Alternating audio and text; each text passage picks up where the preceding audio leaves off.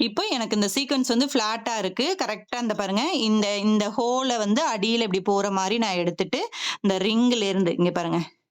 இந்த ரிங்கோட எட்ஜ்ல இருந்து நீடில் எடுத்துக்கிறேன். எடுத்துட்டு இந்த சீக்வென்ஸ இந்த மாரி அடியில வச்சுக்கிறேன். வச்சுட்டு கரெக்ட்டா அந்த சீக்வென்ஸ்க்குள்ள நான் நீடில இன்சர்ட் பண்றேன். ஓகேவா?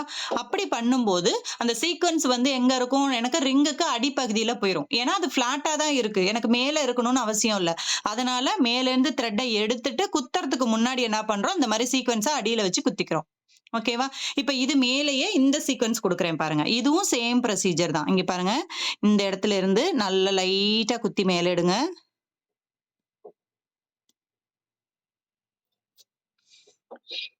எடுத்துட்டு கரெக்ட்டா இந்த மாதிரி. அதுக்கு மேல.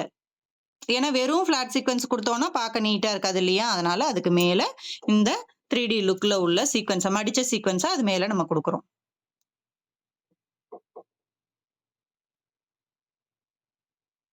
ஆனா கை மட்டும் கொஞ்சம் பார்த்து குடுக்கணும். டக்குன்னு குத்திரும்.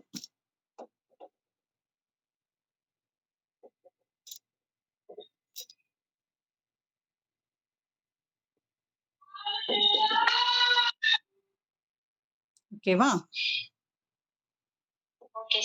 இல்லையா? ஒரு 2, 3 லீவ் சீக்வென்ஸஸ் வந்து இத சுத்தி குடுத்துக்கலாம். இப்ப எனக்கு ரிங் இருக்குன்னா, இந்த மாரி ரிங் இருக்குன்னா